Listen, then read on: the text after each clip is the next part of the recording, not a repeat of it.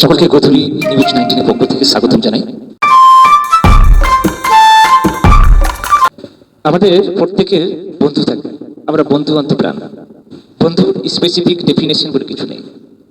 বন্ধু অনেক প্রকার হতে পারে। হঠাৎ বন্ধু, চায়ের দোকানের বন্ধু, অফিসের বন্ধু, স্কুল কলেজের বন্ধু, খেতে খামারের বন্ধু এবং মাঠের বন্ধু, খেলার গ্রাউন্ডের বন্ধু, প্রচুর বিভিন্ন রকমের বন্ধু হতে পারে।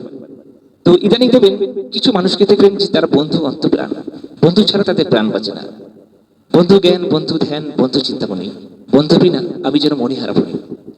তো তার সাথে বন্ধু এতটাই নিজের আত্মীয় পরিজনদেরকে কিন্তু অনেকটা দূরে ছুড়ে ফেলেছেন। তার আত্মীয় পরিজনরা তার স্বজন স্নেহ থেকে বঞ্চিত। তার বাড়িতে কোনো অনুষ্ঠান হবে, সে বন্ধ করবে। তিনি কোনো একটা কিছু কেনাকাটা করবেন, সেটা বন্ধ করবেন। তার মেয়ের বিয়ের অনুষ্ঠান বন্ধ করবে, কোথাও যেতে হবে সেটা বন্ধ করবে।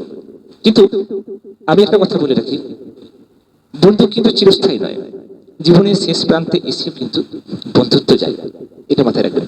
স্পেশালি অনেককে দেখেছি নিজের রক্তের সম্পর্কে মানুষগুলোকে দূরে ছুড়ে ফেলে বন্ধুর সাথে সমস্ত কিছু শেয়ার করা, বন্ধুর সাথে সবকিছুই, মানে পৃথিবীতে তিনি আর কাউকে ছিলেন না, এরকম একটা ভান।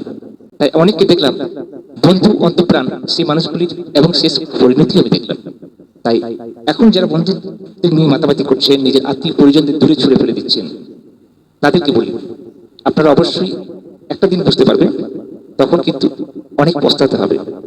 এমন একটা টাইম আসবে যখন আপনার সাথে বন্ধুর সম্পর্কটা চলে যাবে, তখন আপনি নিজের স্বজন স্নেহ থেকে বঞ্চিত হবেন, আত্মীয় পরিজনদের স্বজন স্নেহ থেকে বঞ্চিত হবেন, তখন আপনার পাশে কেউ থাকবে না। কিন্তু যদিও একই পিতা মাতার সন্তান, তাই আপনাকে তারা ফেলতে পারবে না, তারা ছুটে আপনার পাশে আসবে।